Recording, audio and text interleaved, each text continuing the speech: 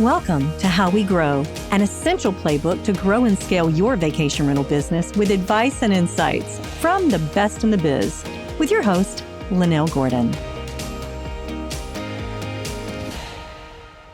Welcome to How We Grow, the Vacation Rental Show. We are really excited today to bring to you Caleb Hannon. Now, Caleb is a non-conventional in lots of ways, in my opinion, for a property manager, and he is the COO and part owner of Stay Lake Norman. Now, previously, Caleb has done some sales and marketing. He's done a lot of things that require him to be outdoors. He is young, he is vibrant, and he's very passionate about what he's doing. So Caleb is going to bring an outside perspective to us on challenging the status quo and high-end luxury properties, which is what we're going to talk about. So tell me about Lake Norman. Yeah, absolutely. So Lake Norman, largest man-made lake in North Carolina, over 500 miles of shoreline. It's managed by an energy company here, but it's really got everything you need, close to the mountains, only a 4-hour drive to the beach. And it's got a beautiful atmosphere for people to enjoy recreation. So I can't pick a better place to live.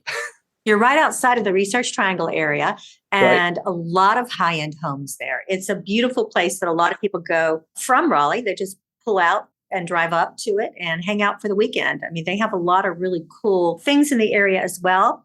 I lived in Cary, Raleigh area for about 8 years. I got married and moved. So that's why I moved. I love that area. I said to my husband this morning, I think we need to buy a house there in Cary. So let's talk about high-end luxury properties. Tell me a little bit about your properties. My understanding is that they are luxury curated properties, that they are professionally designed and architected by professional. And you were talking about each of these properties, gross, how much a year, more or less? Yeah. Great question. So, 41 properties live on the website right now.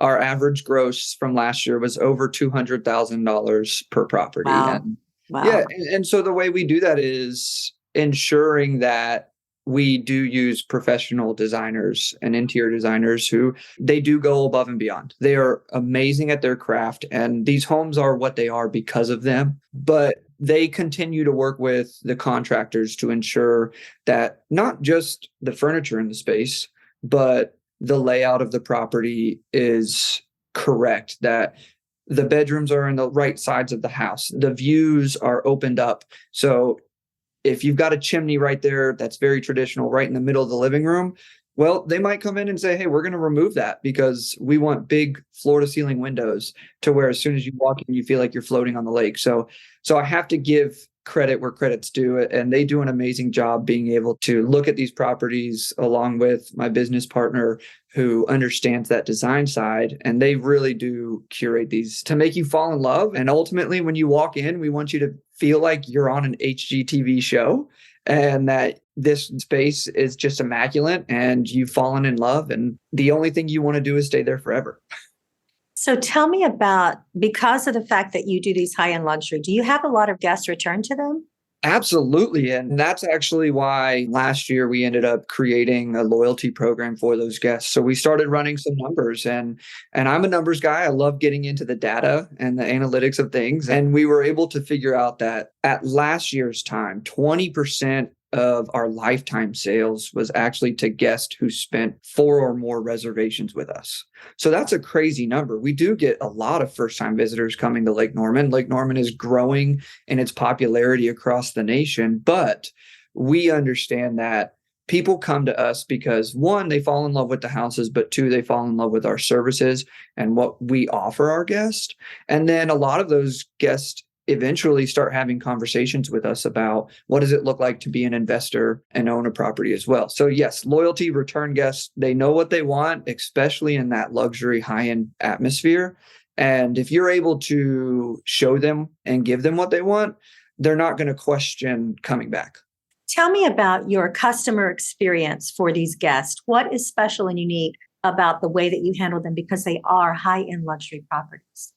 Absolutely. Well, the first thing that we pride ourselves on is just building relationship. And something that we started kind of towards when COVID hit was speaking to each one of our guests on the phone. I love that. It's a non-negotiable now. And we've canceled reservations because people refuse to speak on the phone with us. And we understand that some people don't enjoy it, but we also understand that building a relationship is one of our values. And one of the things that we pride ourselves on with our employees is having a relationship that feels like family. So why wouldn't we extend that to our guest? So I believe that building that relationship is absolutely important. It allows when something does go wrong, because we know inevitably and what we do, something's going to go wrong, that there's a relationship, and it's less stressful being able to speak with those people when you have that friendship that you've created.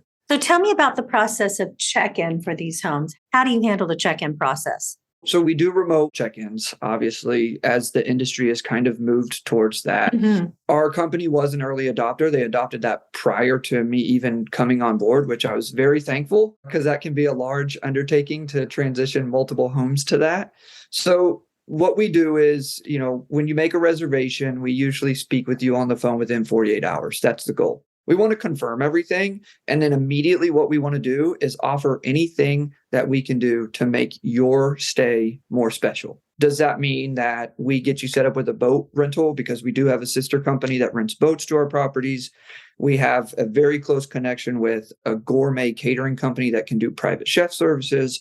We have close ties with private drivers, so you don't have to go through Uber or anything. You can use our private driver to get you from point A to point B.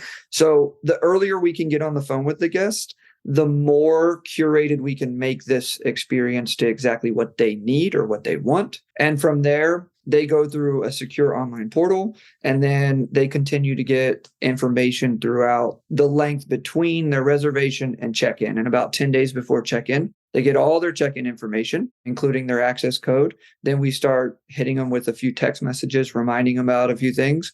And then once they're in the home, they get to enjoy it. They know how to reach us because we've already spoken to them. We've already emailed them. We've already texted them. And so that's kind of the process from start to finish on how we work with our guests.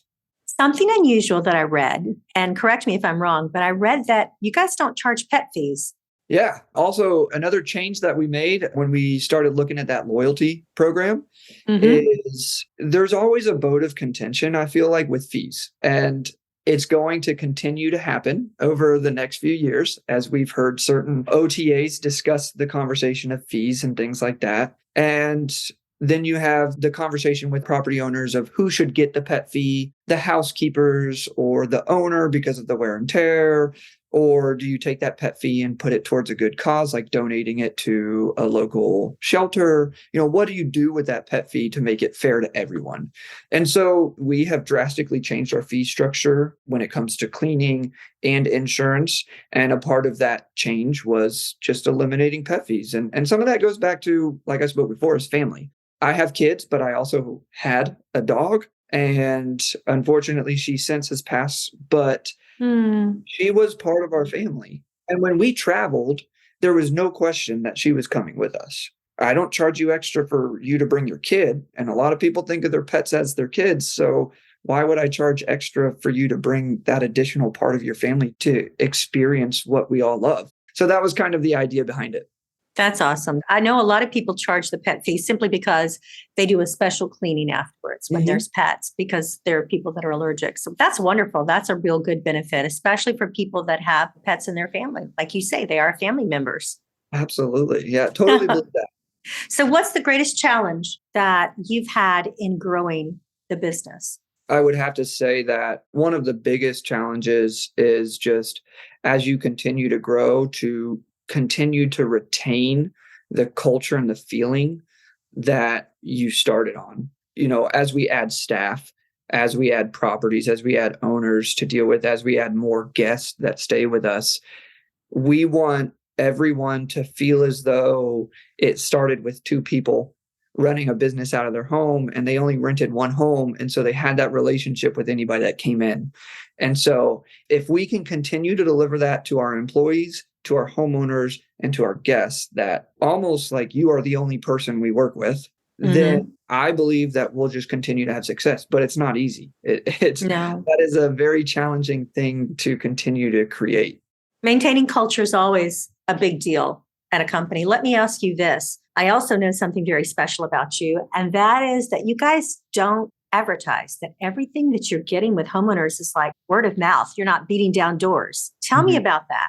Yeah. Well, the first play on that is the fact that in order to keep that culture and keep that, you say mom and pop feel, it doesn't sound luxury, but truly it is. The relationship feel that you can have with Yes. everybody is ensuring that you don't grow too fast. Because ultimately you have to scale your operations as you scale your inventory. So what we decided, from the very get-go is we're going to make sure that we grow at the speed that we can operationally grow. It's not all about as much money as quick as possible, but it's about building a sustainable company that we know will create a livelihood for not just me, not just my business partner, but all of our staff and our homeowners throughout the future. So that was number one, was making sure that we didn't grow too fast. And then the second is just creating that relationship with the homeowners from start to finish. A lot of our homeowners are investors. So they kind of understand return on investment, the time it takes to return things. So that's a benefit we have, but also picking up the phone when I get an email or a text and it's not an easy response, why don't I just pick up the phone and call them? Because Mhm. I can answer it in 10 minutes instead of sending them a text message that maybe it has numbers in it. And I found this out that when you send a message, whether it be email or text, if it has data in it, it can very often be construed as, okay, they're just trying to prove to me that they understand more than I do.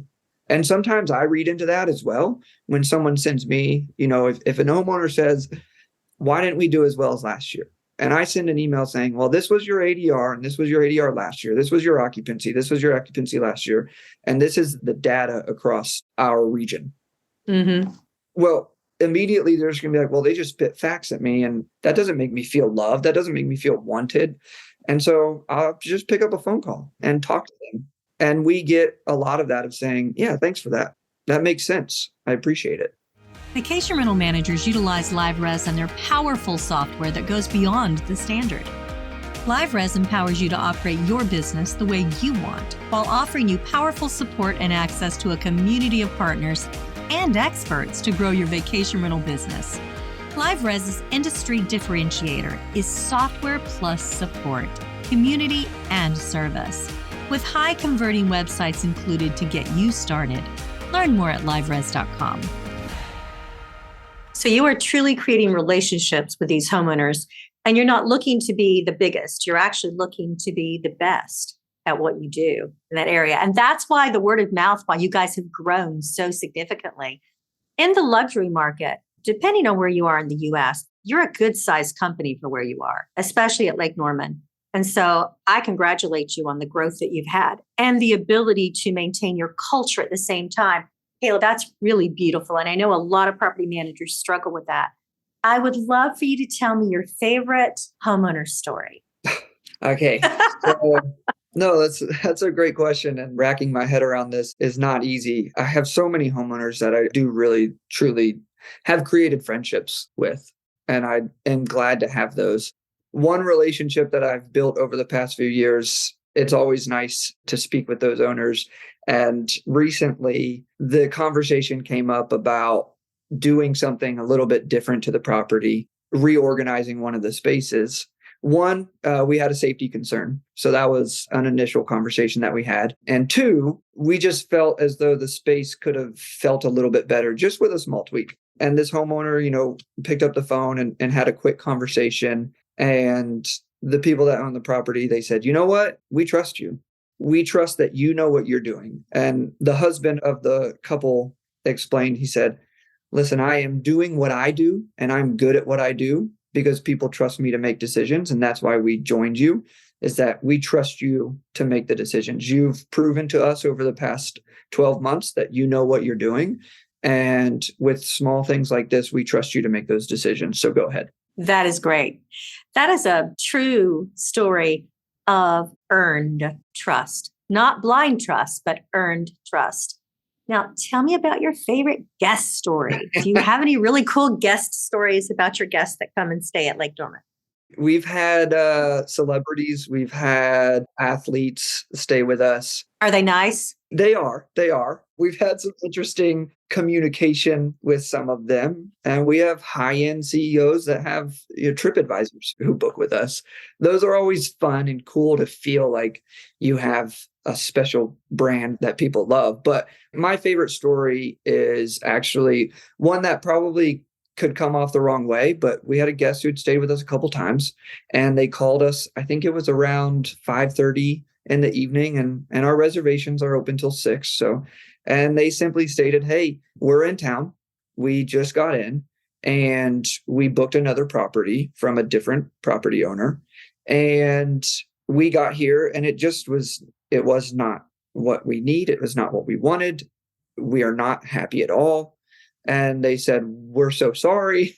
Do you have anything that you can get us in? And so from that point on, my reservations team reached out to our operations team and said, hey, what can we get? What's been inspected? What's ready? And within about 40 minutes, we were able to get them into a different property that was with us. And it was through an OTA that they had booked. And we said, listen, from our experience, you should request something back from that OTA. You may get nothing, but at least you can ask and tell them kind of the situation. But in the meantime, why don't you come enjoy the lake like we're going to offer you? And since then, they've booked a couple more times with us. And we know that they'll come back next time as well. Of course they will. Yeah. Of course they will, because you meet and exceed your customers' expectations, which is really why we do what we do, to help people. If you could give one piece of advice to people who are growing or want to grow a luxury business, because that's what yours is, what would that piece of advice be specific to, growing the high-end luxury curated property inventory? Great question. I am going to give you more than just one, because this has been on my mind for the past week. And the first one would be taking calculated risks. And I don't think that just goes towards the luxury, but I think that goes towards just anybody. Some of the people in this industry who are first movers, they're taking calculated risks. That's something that we did when we started our loyalty program, when we stopped our pet fees, when we changed our whole fee structure on how we're going to charge fees to guests. Those were all calculated risks.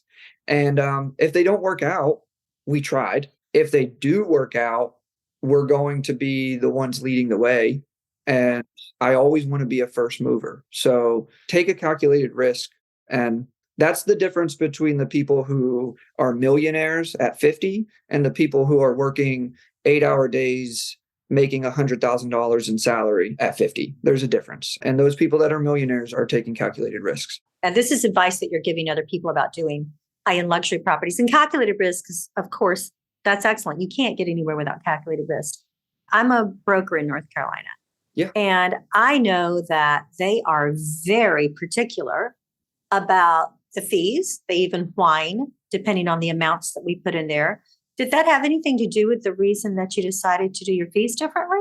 Not at all. We are a licensed broker because we have to be in the state of North Carolina. We have 4 real estate agents on staff, another one that's going through their course right now, just to have that understanding and being able to have those conversations with guests. But the reason that we restructured our fees was mainly because of that fiduciary that we have towards our homeowners. And so we couldn't in good conscience continue to charge. Let's just say you wanted to stay for a weekend in January on the lake, and I was charging you $500 a night. And so your room rate was $1,000, but your cleaning fee and your insurance fee was also $1,000. So we felt as though we were losing reservations because our fees sometimes matched or outweighed room rate. And so we had to find a way to combat that. And that's a big risk on us because as a property management company, I'm losing money in the off season when it comes to my fees. And I have to expect that I'm going to make that money back up in the peak season.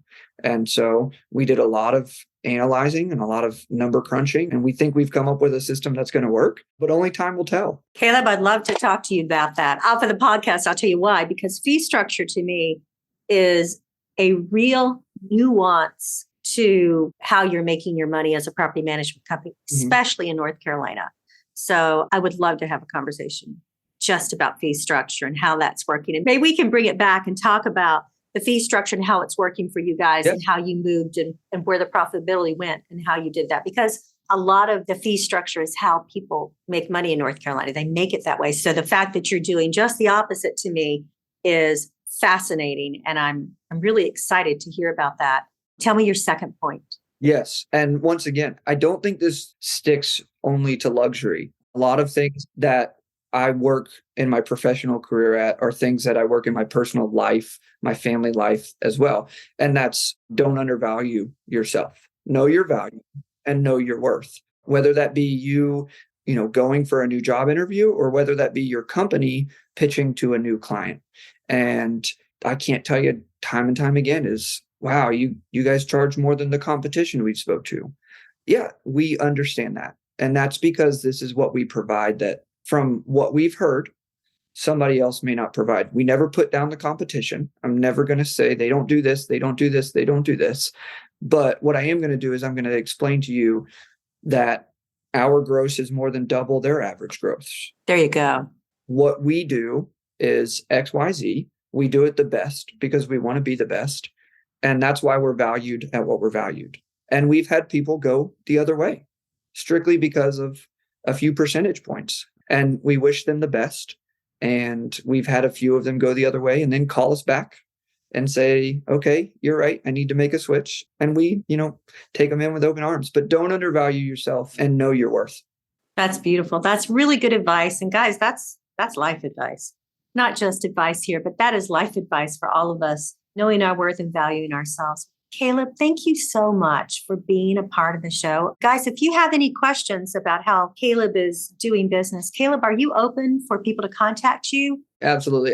Like we spoke before, I really am an open book. I like to challenge the status quo. I know I'm young. I know I'm up and coming in the industry. I don't want to ruffle any feathers, but at the same time, I have a firm belief that competition drives innovation. And if we're going to continue to grow at the speed we're growing or continue to take on new heights, that we have to be innovative. And some of that is learning from each other.